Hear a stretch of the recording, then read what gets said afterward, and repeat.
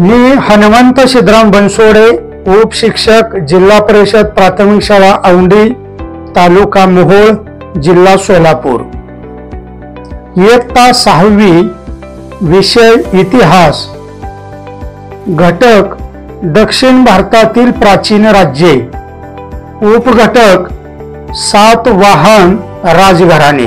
मुलांनो, आज आपण दक्षिण भारतातील प्राचीन राज्ये या पाठातील सातवाहन राजघराणे यांची माहिती घेणार आहोत।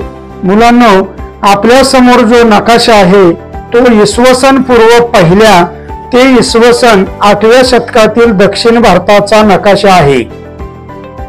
मुलांनो, या नकाशात कोणकोणत्या राज्याची नावे आहेत?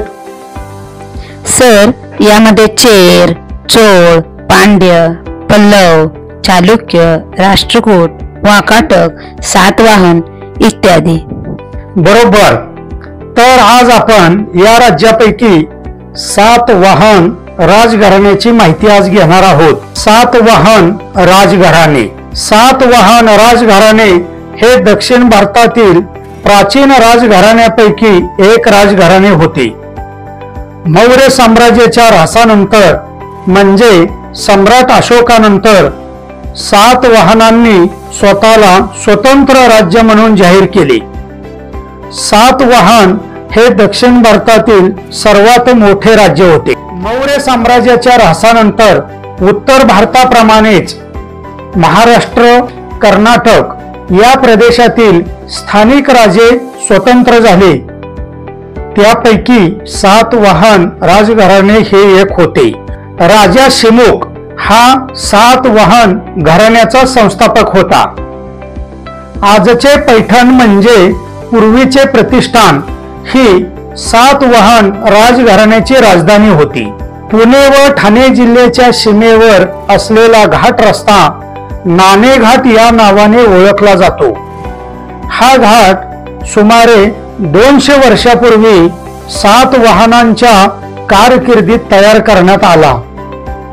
पूर्वी हा घाट देश व कोकण यांच्यामधील मुख्य व्यापारी मार्गापैकी एक होता। या घाटात आजही सातवाहनकालीन रांजण पाहावयास मिळतो। नाणे घाटातील लेण्यात सातवाहन राजांच्या मूर्ती व प्राचीन शिलालेख आहेत।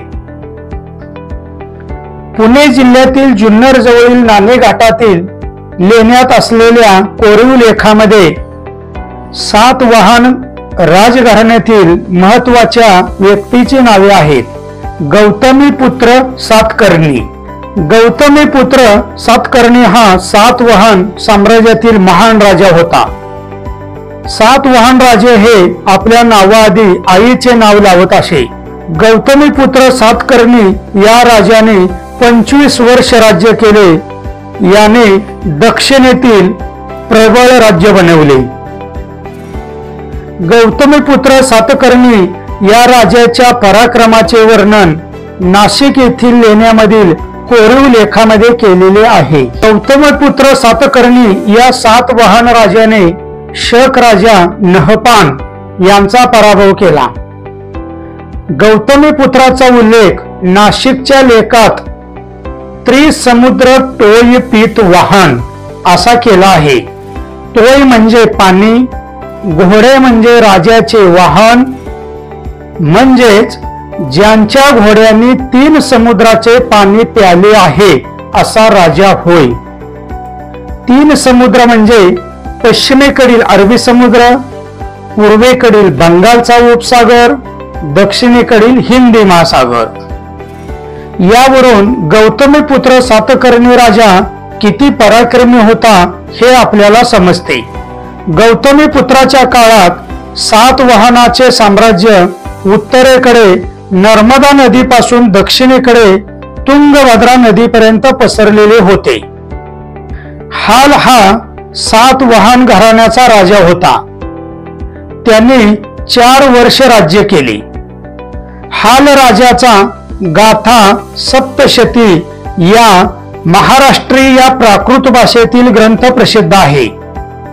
या ग्रंथात सातवाहन काळातील लोकजीवनाची माहिती मिळते। लोकांचा व्यवसाय शेती होता। लोक विविध व्यवसाय करत होते. याच काळात व्यापारात मोठी वाढ होऊन भरभराट झाली. महाराष्ट्रातील पैठण, तेर, भोकरदन, कोल्हापूर या स्थळांना व्यापाराची केंद्रे म्हणून विशेष महत्त्व प्राप्त झाले होते. याच काळात अनेक कला वस्तूंचे उत्पादन तेथे होऊ लागले.